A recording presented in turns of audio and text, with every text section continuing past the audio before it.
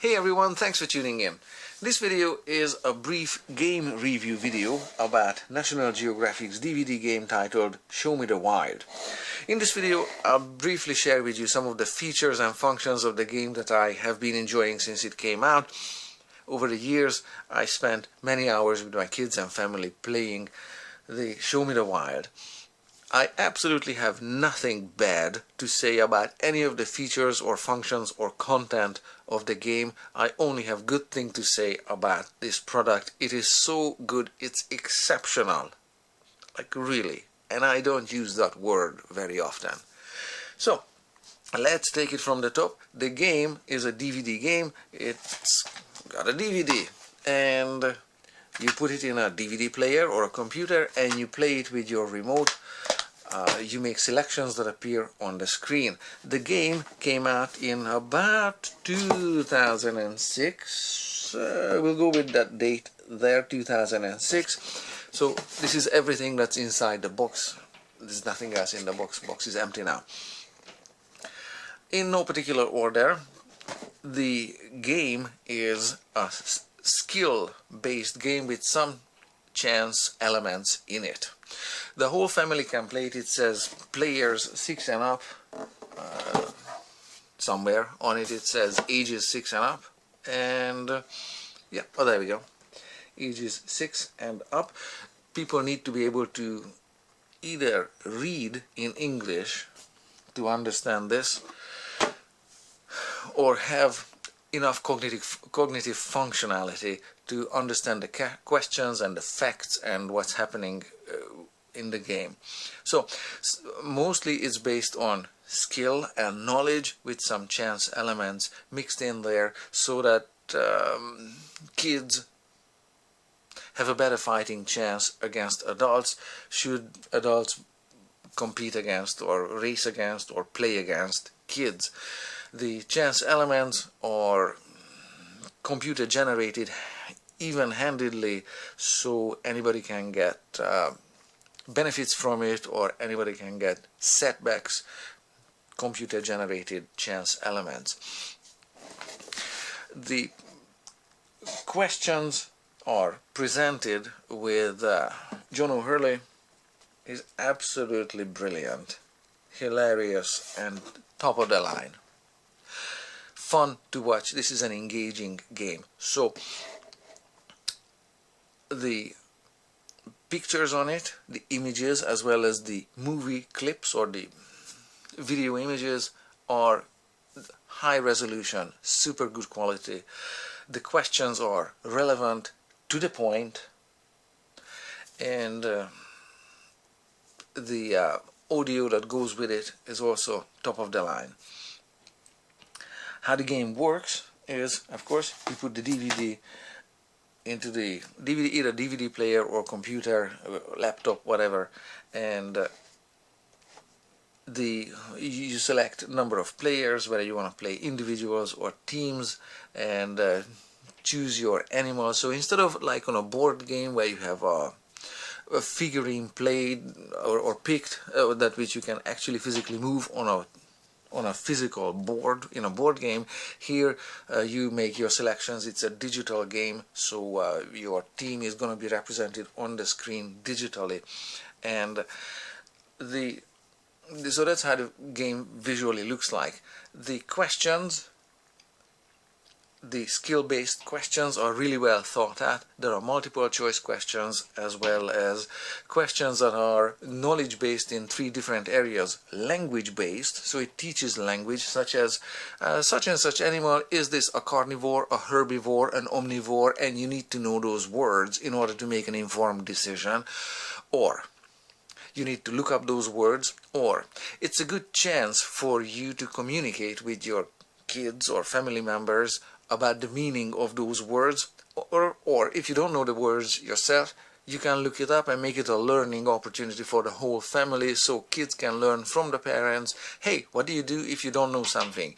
You can just take a random guess. That could also work, or you can just look up the information and make an informed decision, and you can demonstrate it during the course of the game to deal with some of these word-related questions. So that's one area of knowledge, language. Another one is systemic knowledge, such as knowing about ecosystems and biosphere and knowing about geography. And that's why I really like this map here. They don't teach geography in North American schools anymore, so people don't know where the Atacama Desert is necessarily, or where Borneo is. Due to I think it's a Disney production, they might know where Madagascar is. But so there's a map here that helps visualize scale of things and distance and the different types of fauna and flora that can be found, although the game is mostly about animals, but flora is, especially for the herbivores and habitat, grass eating or grasslands animals. So geography, biosphere, flora and fauna are tied together. So this map, even though it's paper and I haven't personally used it much, we use maps a lot on the screen that relate to the animal questions. So systemic questions is another area where the game teaches, or you can take the opportunity to learn or teach the kids systemic thinking, big picture things about what happens if the forests in Borneo or the forests in South America are burnt up for coffee plantations, whatever. So those questions don't come up in the game, but the issues of what habitats do animals live in, those come up in games, and these can be extended in family conversations. I'm just making an example out of where coffee and rubber plantations replace native forests in the equatorial tropical regions of the earth, pretty much everywhere. So you as a parent can extend some of the ideas that come up in the game. A third area of question, besides vocabulary and language-based items and systemic thinking, is details, such as how fast can it run, how deep can it dive, how many minutes can it hold its breath, how many kids, what's the wingspan. These kind of details that are really easy to maybe not fixate on, but for younger children to the systemic things and big picture things might be difficult. And these, I don't like the word factoid because it somewhat has a negative connotation. These facts about plants and animals and biospheres and the earth are really easy to learn for children at some age. Actually easy to learn for anybody at any age.